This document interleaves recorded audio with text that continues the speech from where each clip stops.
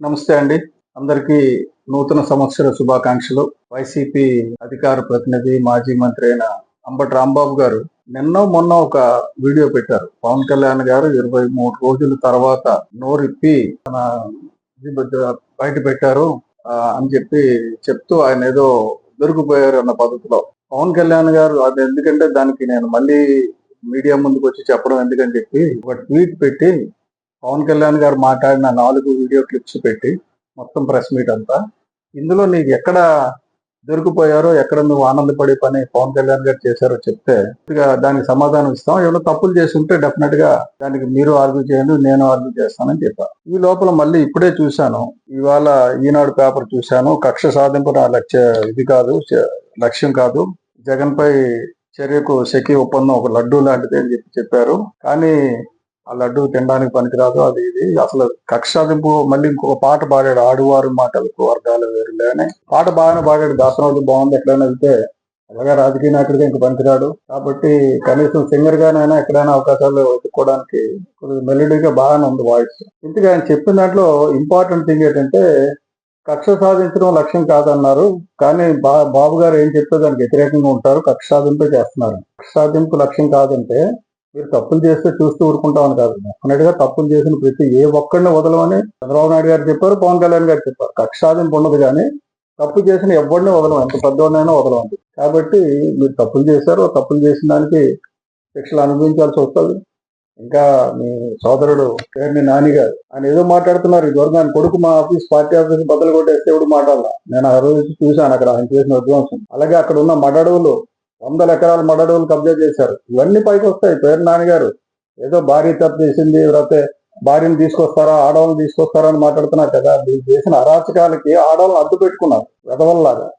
ఆడవాళ్ళని అడ్డు పెట్టుకుని చేసేవాళ్ళు, అరాచకాలు చేసేవాళ్ళని ఎదవలా అంటారు. కాబట్టి అటువంటి ఎదవ పనులు ఎన్ని చేశారో లిస్ట్ బోల్డ్ అంత ఉంది. మీ అబ్బాయి తాలూకా రౌడీజం ఇవన్నీ కూడా మామూలు కాదు. పిల్లల్ని ఏదైనా మంచిగా పెంచితే బాగుండేది. మీరు గుండాగా తయారై పైకి మంచిగా మాట్లాడుతూ రోజుకో రౌడీజం చేసి అక్కడ భూములన్నీ కబ్జా చేశారు. దాని గురించి కూడా వస్తుంది.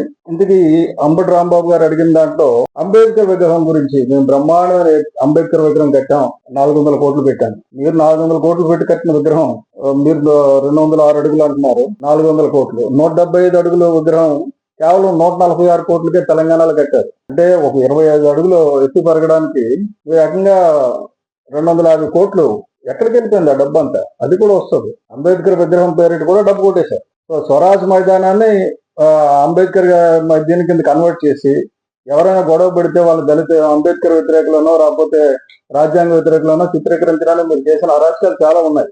అంబేద్కర్ విగ్రహం అక్కడే కట్టక్కర్లేదు. ఆ స్వరాజ్ మైదానం అన్నది మన దేశానికి స్వాతంత్రం వచ్చినప్పటి నుంచి అది ఒక పెద్ద మైదానం స్వాతంత్ర ఉద్యమాలకి. దాంట్లోకి వెళ్ళకుండా చేశారు. దాని మెయింటెనెన్స్ కాస్ట్ పెంచేశారు. ఇప్పుడు దాన్ని అంబేద్కర్ కంటే అంబేద్కర్ ఎద్దు తాలూకా మెయింటెనెన్స్ కాస్ట్ అంత పెట్టి చుట్టుపక్కల మీ హంగులకి ఆర్భటాలకి దాని పక్కన అంబేద్కర్ గారికి ఎంత పెద్ద సైజులో అక్షరాలు కట్టారో దాన్ని ఆవిష్కరించినోడు కూడా అంత పెద్ద అక్షరాలే.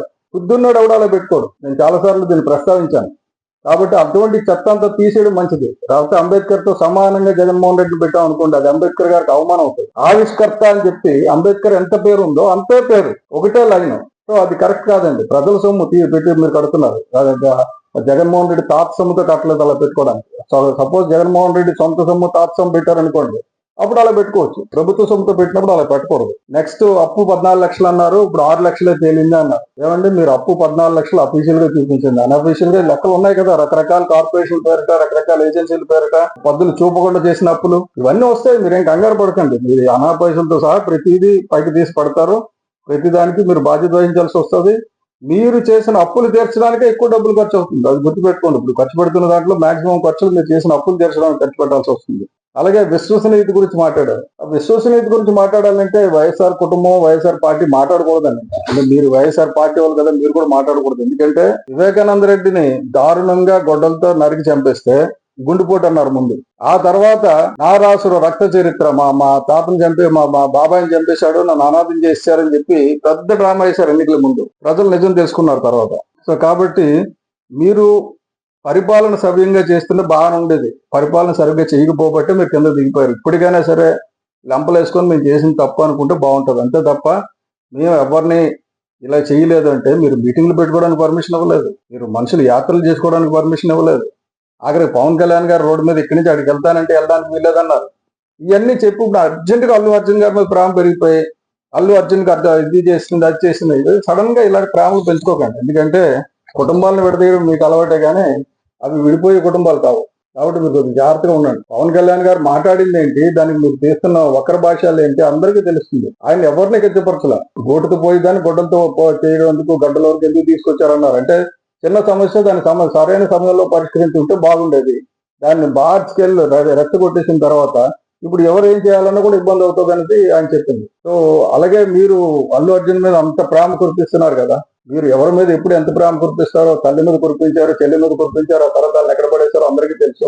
కాబట్టి అది కాదు, మీరు తప్పులు సరిదిద్దుకునే కార్యక్రమం చేయండి, లేకపోతే తప్పులు ఒప్పుకునే కార్యక్రమం చేయండి. అలాగే అంబటి రాంబాబు గారు మీకు ప్రత్యేకించి చెప్తున్నాను, ఆ ప్రెస్ మీట్ విని అందులో ఎక్కడ తప్పు మీరు పట్టుకున్నారో, 23 రోజుల తర్వాత ఆయన ఏం చేశారో